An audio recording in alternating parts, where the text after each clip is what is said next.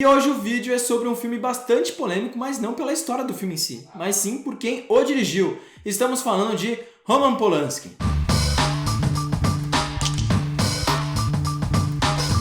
O oficial e o espião acompanha um dos episódios mais vergonhosos para a França, o caso Dreyfus, que levaria preso um oficial judeu por puro antissemitismo. Coube a Georges Picard a tarefa de revelar a mentira para o mundo e mostrar que nos novos tempos nem os abusos do exército passariam em branco. Bom, para começar esse vídeo eu vou trazer aqui uma discussão, algo que a gente já trouxe para esse canal várias vezes, sobre essa questão do cancelamento, essa questão de anular determinados filmes por conta de determinados diretores. Enfim, pelo menos eu penso que o cinema é uma arte coletiva, ele não depende só do diretor, ele depende de uma equipe muito grande que dão o duro para que esse filme aconteça. Não só da equipe técnica, mas também dos atores e das atrizes. Então hoje a gente vai se atentar aqui na obra audiovisual. Então se a gente gostar do filme, das qualidades que a gente falar do filme, não significa que a gente esteja passando pano para um Polanski. Mas enfim, a discussão ela continua, até porque a grande polêmica envolvendo esse filme nesses últimos tempos foi o fato do Polanski ter ganhado o César, né, que é o Oscar francês. No caso, ele ganhou o prêmio de melhor direção, então você está premiando a pessoa e não necessariamente o coletivo, que nem você estava falando.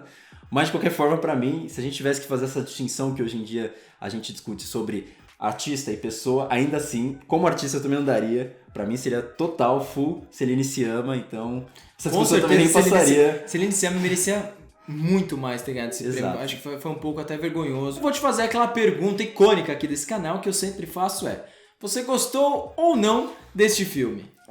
Eu não acho de todo ruim o filme, não, mas eu acho que tem coisas que me desagradam bastante. Acho que a primeira questão ali que é muito forte na cinematografia francesa é uma certa verborragia que existe nos personagens. Então a gente está lidando com um filme que tem essa questão de acusação e você vê que a defesa muitas vezes fala mais do que a acusação, e também é um filme de espionagem que muitas vezes o espião fala muito mais do que monitorar de fato, ou que é exercer a função que ele teria ali no meio. Então você vê que tem essa edição muito acelerada que o filme tem, ele tem várias match cuts, então de repente você tá ali vendo um personagem lendo uma carta, a câmera avança, a gente vai para uma outra época, a cena se desenvolve e a gente para num quadro e ele volta para a mesma época que a gente estava até então. O que, se a gente for pensar num primeiro momento nessa guerra de versões, né, desses personagens protagonistas que se sentem o tempo inteiro injustiçados, que não têm voz, até faz sentido dar voz a esses personagens que de alguma forma foram silenciados. Mas eu acho que essa escolha estética não tem um efeito muito positivo pro tom que o filme assume.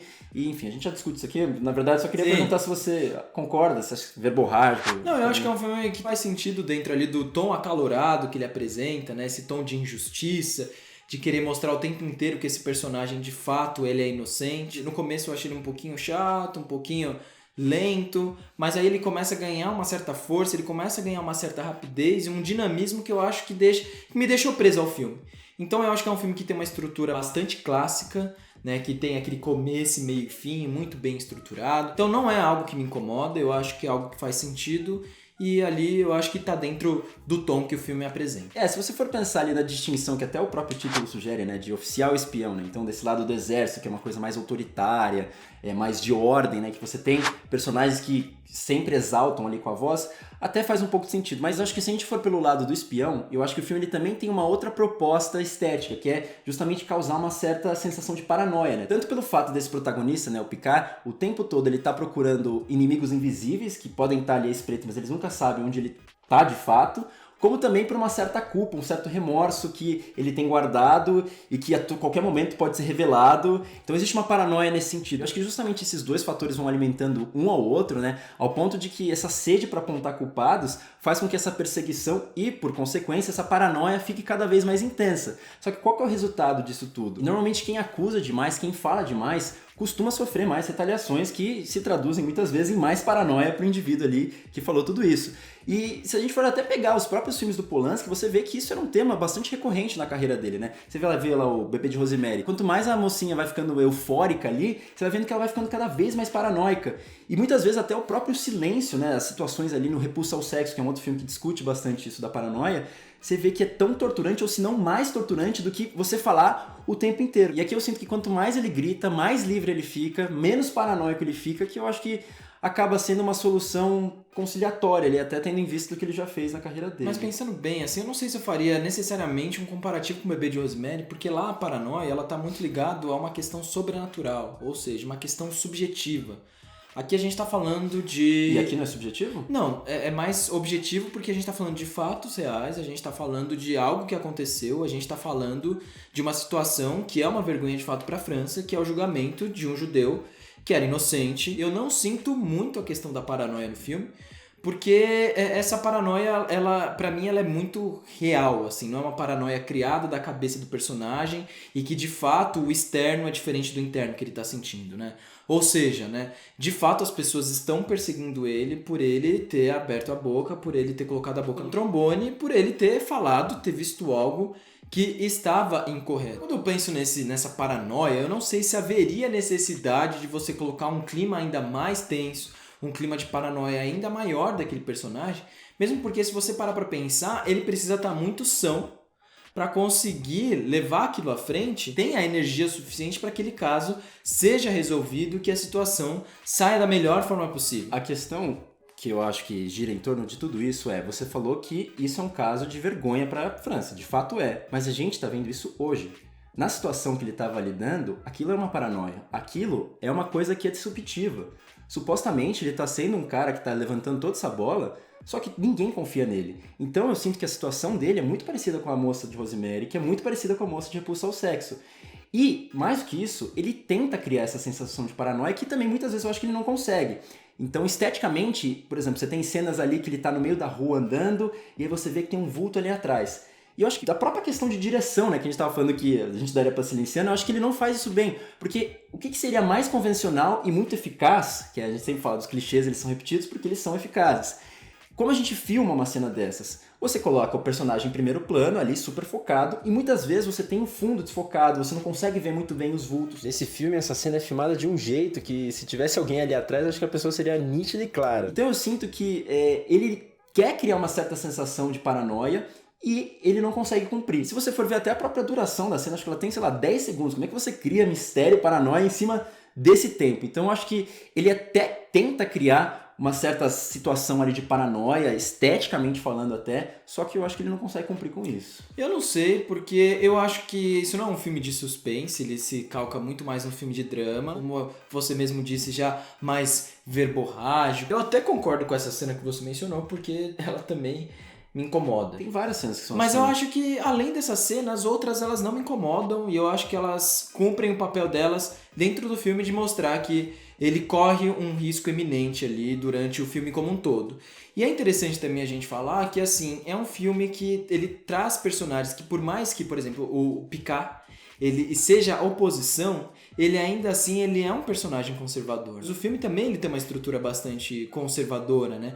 Então você vê que esses personagens até o final, né, por mais que ele tenha lutado por esse judeu, por mais que ele tenha feito tudo o que ele fez, ainda assim ele se vê na situação de superioridade. Ainda assim, todos esses outros personagens se veem numa situação de superioridade, se veem como pessoas melhores do que aquele outro que era simplesmente o judeu que foi julgado, né? Então você vê que até o final ele se mantém e até quando esse outro personagem o questiona sobre esse lugar dele de privilégio, ele ainda assim vê, olha, eu estou aqui porque eu mereço estar aqui, né? Você já até então já tem que se contentar com o que você tem. Só antes da gente entrar de fato na parte política do filme, né, concluindo essa coisa que eu tinha comentado do incômodo que você teve com essa cena, e que eu acho que aparecem várias outras ali, que, enfim, parece que são distrações ali dessa conspiração política que o filme quer discutir. Eu sinto que esse é um problema dessa verborragia do filme também. Como é um fato bem documentado, jornalisticamente até, parece que o filme ele tá querendo enfiar a maior quantidade de fatos possível que ele tem ali no filme. Então, de repente, você tá ali desenvolvendo a história, corta para um outro momento, você tem um personagem que morre, aí volta para aquele outro momento. Aí, de repente, você tá ali, tem um outro documento que aparece, um outro personagem. Então, assim, eu sinto que ele quer cumprir com a história, mostrar todas as evidências do porquê que esse personagem de fato é injustiçado, mas eu acho que pro efeito de gênero, ele acaba tendo que sacrificar um pouco desse suspense, desse mistério, ou até mesmo da própria conspiração política que ele tenta desenvolver. Porque às vezes eu sinto que é como se fosse um filme de redenção, sabe? De mostrar pro povo francês e tipo colocar a culpa e dizer, olha só, veja só como nossa sociedade cometeu atrocidades contra essas pessoas. E é meio para aquele filme pro francês, sei lá, assistir e dizer, nossa, fomos muito maus. E hoje nós estamos assumindo nossos erros. Veja só como nós evoluímos. E aí quando a gente começa a olhar mais pra essa parte política do filme de fato, eu começo a ficar mais interessado pelo filme. Porque você vê que processos contaminados por interesses políticos aí são iguais no mundo todo. Enquanto eu assisti o filme, eu lembrava muito de fatos que aconteceram aqui no Brasil, Exatamente, que estavam totalmente. acontecendo ali durante o filme no século XIX. Então, por exemplo, para citar alguns, você tem aquele momento da Dallagnol Moro ali, que um personagem que é um promotor vai lá e joga nas mãos do juiz umas provas que eles deveriam considerar para o caso, quebrando qualquer... Exatamente, você usou assim o caso perfeito, eu também pensei na mesma coisa. Tem, por exemplo, um outro caso que eu relacionei totalmente com o Lula, né? Aquela apresentação ali que você tinha de PowerPoint, que tem um personagem que em determinado momento chega e fala assim, eu não tenho provas, mas eu tenho convicção de que o Dreyfus, ele é o culpado. Vou além, eu faço até uma comparação aqui com a Dilma Rousseff, né? Porque ela sofreu impeachment, ela saiu do cargo, mas não perdeu os direitos políticos, né? O que dá a entender que talvez ela não fosse tão culpada assim, só queriam tirar ela de fato ali da posição dela. Isso quer dizer que o senhor está correndo perigo de dizer isso, que o grau de paranoia vai quando você acabar de gravar esse vídeo e for para sua casa agora. Menino. Que provavelmente, cuidado que... Não, fica tranquilo. Mas aí o que acontece nesse filme aqui? O Dreyfus, ele passa por um novo julgamento em que ele é culpado de novo. Só que aí, um dos personagens ali, ele diz o seguinte, agora vão ter umas certas circunstâncias atenuantes. Você vai preso, mas vai ser por um tempo meio que simbólico da coisa. Então, com todos esses momentos, você vê que a preocupação do Estado, do Exército, é muito mais política do que, de fato, encontrar a verdade, né? Ainda bem que isso nem de longe se parece com o Brasil do século XXI de 2020. Nem parece, assim. Não, de fato. Eu acho que o filme até mostra isso, porque você tem uns momentos ali que fica esse confronto mais evidente, que ele chega com a verdade, mostra que, na verdade, existe um outro espião.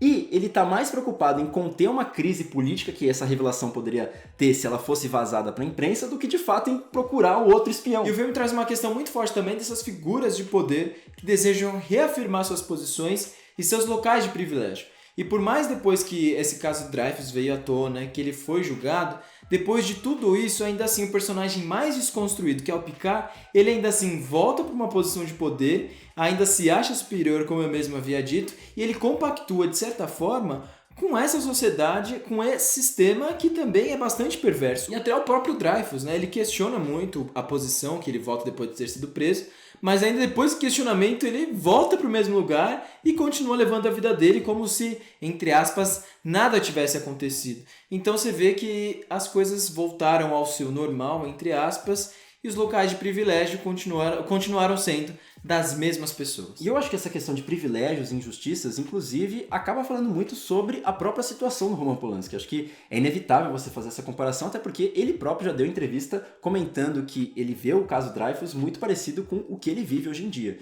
Então, enfim, caso vocês não saibam o que aconteceu com o Roman Polanski, ele estuprou uma criança que tinha 13 anos, ele confessou o crime e antes da decisão ser definida, ele fugiu para a França. Enfim, se você perguntar isso para ele hoje em dia, ele vai negar e vai falar que ele é inocente. E eu sinto que essas duas personalidades acabam falando muito sobre ele próprio, né? Um personagem ali, o Dreyfus, que é um injustiçado, e o Picard, que tenta mostrar o quão injustiçado aquele personagem é. Ele, de certa forma, é os dois personagens. Então, até quando você diz aquela sensação que te causou de redenção, eu sinto que o próprio Polanski quer suscitar isso na gente com relação à figura dele. E essa coisa desse Estado injusto, essas pessoas que julgam ele, que, enfim, não tem a moralidade certa, a cena final pra mim é exemplar nesse sentido, né? Porque ele fica ali com os créditos rolando, focando um capacete e uma espada que vai cada vez mais escurecendo, como se o Estado, o Exército, todas essas instituições corrompidas, a sociedade que julgou esse Dreyfus, que agora tá julgando Polanski, está sendo obscurecida pela verdade. Sabe o que eu penso? Tal como o filme, eu vejo muito mais o Polanski como uma figura de poder que só reestabeleceu seu poder a partir do momento em que ele não foi julgado. Que ele é rico, famoso e branco.